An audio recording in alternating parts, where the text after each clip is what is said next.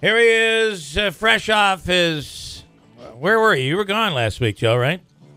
Yes, I was. He was trying to earn more money. Fresh off I of was his... trying to earn money. I was out of town. Just to give it away.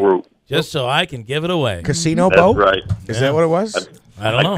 I couldn't get the answer to today's question. However, I didn't get the answer. You to did that. not know that, because oftentimes I hear Joe's like, "Are you kidding me with these questions?" I mean, really. So Well, for the most part, I can't answer any of them. But you know, the reality, Joe, is if you had the time to sit there and think about it, most people could end up pulling off many of the answers. Yeah. It's the pressure of that buzzer right there, that ticking going on, that really hurts. But I can never tell if they get it right or wrong, Bill, because of the way there's the sound effect that you make at the end. So it kind of confuses me, to be honest. I always think they didn't win when you make the buzzer go off. Well, that's because I haven't signaled to Manaski that they won yet. Oh, is that Here, play him the here. Let me educate you here, Joe. Okay, here's the clock. Here's the clock. Yep. With the buzzer. All right, now this thing will go, which is the pressure that is caused as the person knows it's $100 on the line, and it's getting closer. Oh, you know what? I have to tell you that made me nervous just listening to it. It does. It like the little sweat beads will begin forming on your forehead. And Yeah. then he tortures Manaski because Manaski's trying to figure out if it's right or the wrong answer. Right. And he waits. What I need to do is be faster to say, "You're right." Winning. No, not at all. Listen, it's always important to have some torture. We So love I torture. I love torture. Yep. And this is the old Gong Show music for winner. You won Joe Habaika and Andrew Habaika's money. Yeah. Okay, let's talk about this. What is going on with this Word of Life case? And this is a very complex case. Would you agree with that?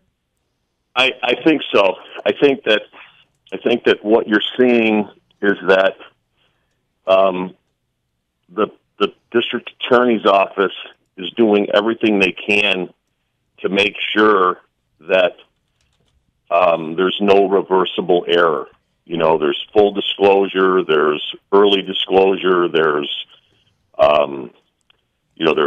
everybody's getting time. There's responses to demands, from what I understand. And what is the reason? So what's happening Yeah. is because it's going to be expensive to try this thing, from what I understand. They're really working hard. I think all the lawyers are working very hard, including and the judge as well, to try to keep any real reversible errors from coming, and giving the defendants a fair trial. And the prosecution obviously wants a conviction, and the defense wants an acquittal. Well, so, and doesn't it even get more complex? The fact that this involves religion, does that make this even more difficult? No, I don't think so. I think that this is. I mean, I guess you could say it's played with religion in the background, but what I'm saying is I think when you're prosecuting it, you want to just try to make it, you want to put the actions out in front, right. And I guess if you were defending it, maybe a theory would be that you want to try to. Get the religion thing going, but being that these are constitutional rights, the right to certain privacies with religion. Listen, I'm not. Yeah. I don't know about that, man. I mean, listen, you do not have. Again, I don't want to end up talking about. I don't know the specific facts, but you don't have the right to, I guess, end up causing someone's death or allegedly causing someone's death. So, I'm not sure that is I would, and I know I'm going to throw a real monkey wrench into this, but you see stories, and again, this would not result in someone's death, but certain things that are done in religion, like for instance, if you ever see video of a real exorcism, it's brutally violent, and you just wonder. I mean, is there that gray area? And I guess there isn't. But I guess at the end of the day, when you're normally dealing with one person in a trial, how many are you dealing with here? That just has to mount up the tension on a case well, like this? I think, it's like plate spinning. You know what I mean? There's so many different plates spinning. You got to keep them all spinning at the same time, and so you're running from one to the other to the other. I'm not sure because I haven't really talked specifically to any of the defense lawyers or the prosecutions about how they plan on trying this thing, but it's going to be really interesting, I think, from a legal, scholar standpoint, because there are a lot of issues, but I'm assuming that the prosecutions want to keep it as simple as possible, and the defense is going to want to inject as many issues in as possible.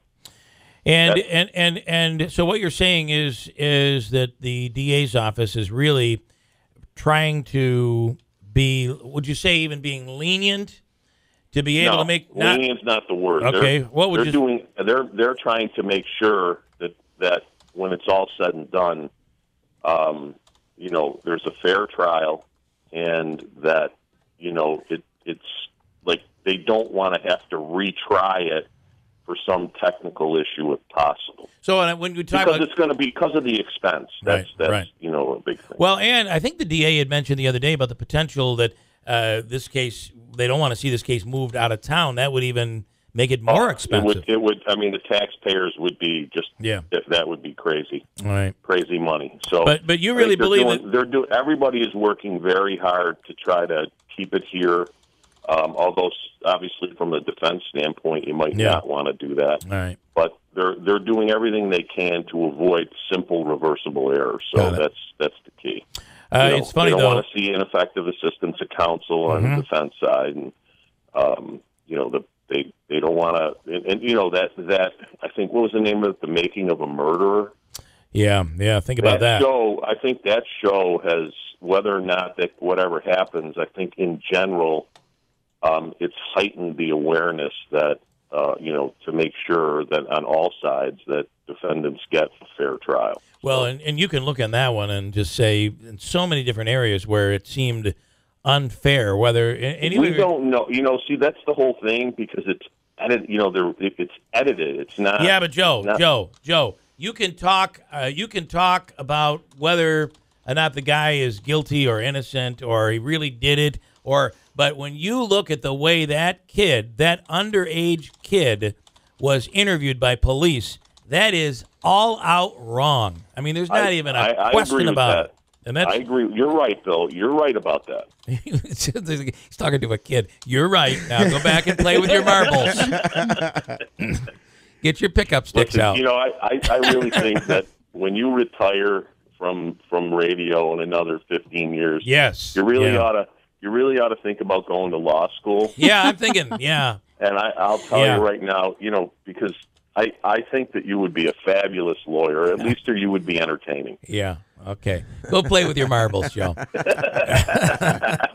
right. And don't lose them. Very interesting case, and just we'll keep checking in. It's going to be so much fun to observe and comment on. I think it's really going to be something. So I mean, you look at it from that standpoint. I think you're going to have legal people really watching this case because it is so complex. I think it's going to be really just from my perspective, just as a